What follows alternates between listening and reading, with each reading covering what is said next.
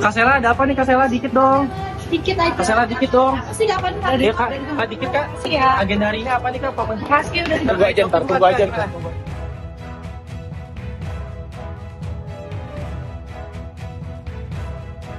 Bos skincare Sela Saukia panik dikejar puluhan juru warta.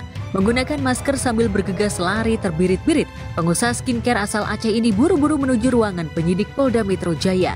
Kabarnya, Sela diperiksa atas dugaan pengeroyokan yang dilaporkan seterunya, Dr. Samira Farahnas alias Dokter Detektif. Pengusaha yang gemar pamer harta ini bahkan santer disebut-sebut akan segera dinaikkan sebagai tersangka setelah kasusnya naik sidik.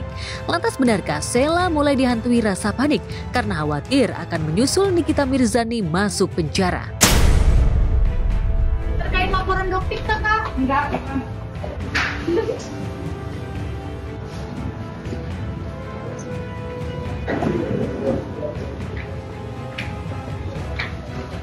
Tunggu prosesnya aja, tunggu prosesnya. Insya Allah nanti bakal banyak kejutan-kejutan ke depannya.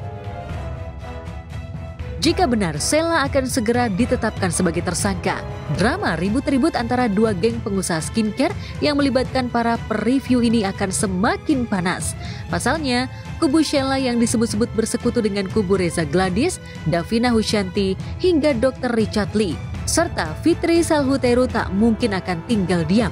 Sebaliknya, seterunya Dr. Samira yang berkongsi dengan pengusaha skincare Dr. Oki Pratama dan didukung oleh terpidana kasus pemerasan Nikita Mirzani, jelas akan terus mencari celah agar Sela masuk penjara. Tapi kemarin saat kami konfirmasi ke Fitri Salhuteru, pengusaha yang kerap berada di garda terdepan membela Reza Gladys ini justru ogah mengomentari pemeriksaan Sela. Saya nggak mau jawab itu, nanti lawyernya aja. Sangat disayangkan ada cerita baru lagi, ulah baru lagi, sehingga berita di dunia maya ini nggak berhenti-berhenti. Sebaliknya, Fitri lebih bersemangat mengomentari laporan teror Dr. Oki hingga langkah banding dan laporan perdata Nikita Mirzani. Ya udahlah, nikmatin aja. Sampai hari ini putusannya adalah dia pemeras. Meski gencar dituding Doktif telah menjual produk skincare overklaim dan abal-abal, usaha Sela malah makin moncer. Sela bahkan sesumbar menantang Doktif untuk membuktikan tuduhannya. Keributan antara dua seteru ini pun sempat ramai hingga Doktif merasa dipersekusi alias dikeroyok pasukan Sela Saukia.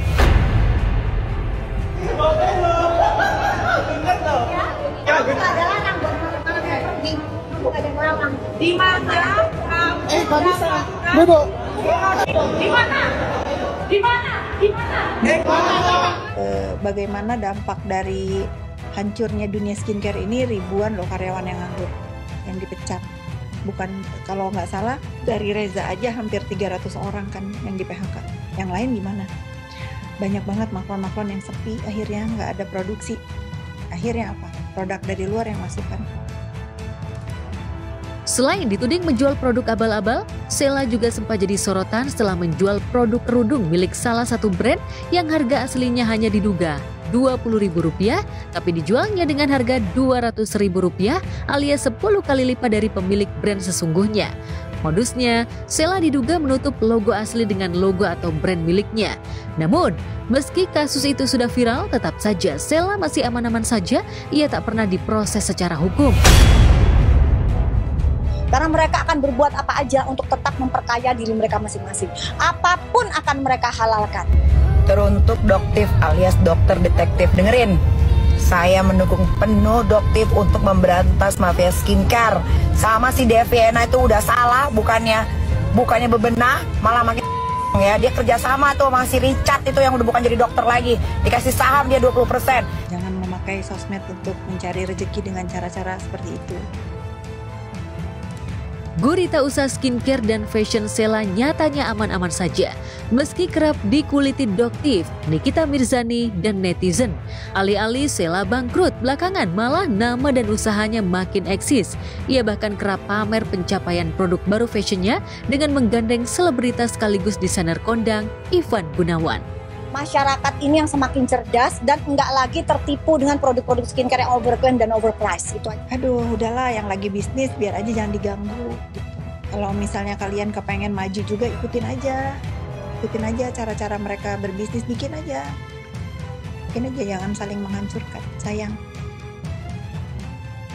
Selain dituding curang dalam usaha, Sheila bahkan kerap dituding mengerahkan buzzer untuk menyerang balik lawannya hingga disebut-sebut memiliki backingan kuat.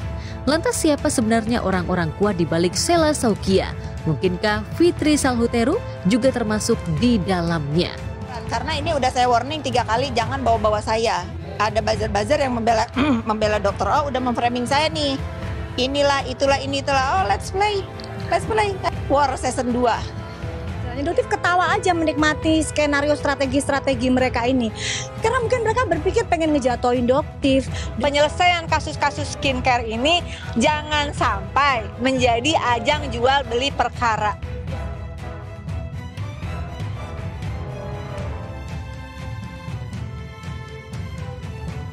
Baru dinyatakan tak bersalah oleh Mahkamah Kehormatan Dewan DPR RI karena menjadi korban berita hoax dan berakibat fatal hingga kediamannya ludes di jarah massa. Lagi-lagi Astrid Hairunisa, istri Uya Kuya, kembali jadi korban berita hoax dari satu pemegang akun TikTok dan satu akun Facebook. Akun-akun tersebut diduga menuding jika wanita yang berada dalam video viral ketika lagu Indonesia Raya dinyanyikan adalah Astrid Kuya. Ya, Astrid seolah asyik duduk saat main handphone, sementara yang lain berdiri menyanyikan lagu Indonesia Raya. Itu kalian memposting ada seorang ibu-ibu yang nggak tahu siapa duduk saat menyanyikan lagu Indonesia Raya dan kalian bilang itu adalah istri saya, padahal jelas muka beda, badan beda semua. Dan kalian memasang foto istri saya dan bilang itu adalah istri saya. Jadi hati-hati, sekarang saya tidak tinggal diam. Jengah dengan berita hoax yang menuding istrinya hanya diam ketika lagu Indonesia Raya dinyanyikan, Uya Kuya pun langsung membuat video klarifikasi melalui Instastory-nya. Bukan saja menepis jika berita yang disebar adalah bohong, Uya dan Astrid bahkan berencana melaporkan pemilik akun ke pihak berwajib.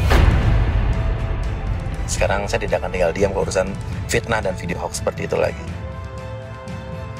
Uya bahkan sudah mengantongi identitas pemilik akun TikTok Suara Rakyat atas nama @sukadarman5 dan akun Facebook atas nama Virus Han. Uya bahkan sudah mengetahui pelaku yang diduga tinggal di Jawa Timur. Untuk melengkapi laporannya, Uya bahkan sudah mengantongi bukti postingan yang sudah dihapus kedua akun tersebut. Di mana yang memposting itu adalah akun TikTok Suara Rakyat atas nama Sukadarman5 dan juga akun Facebook yang merepost ulang itu adalah Virus Kan. Ya, walaupun kalian sudah menghapus tapi bukti sudah kita pegang. Jika Uya dan Astrid gerak cepat melaporkan pelaku ke polisi, langkah itu wajar. Pasalnya, Uya dan keluarga baru saja mengalami trauma berat pasca rumah hasil keringatnya di industri hiburan yang ludes di jarah massa. Celakanya, massa yang tergerak menjarah rumah Uya tersebut hanya dipicu video-video hoax berupa editan aksi-aksi joget lama Uya yang diberi narasi yang menyulut emosi.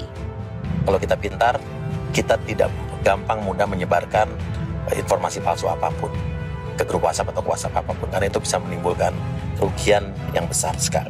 Ya, memfilter mana yang harus kita share dan mana yang tidak harus kita share. Please lebih cerdas untuk melihat, jangan tergiring dengan hoax-hoax yang ada di sosial media.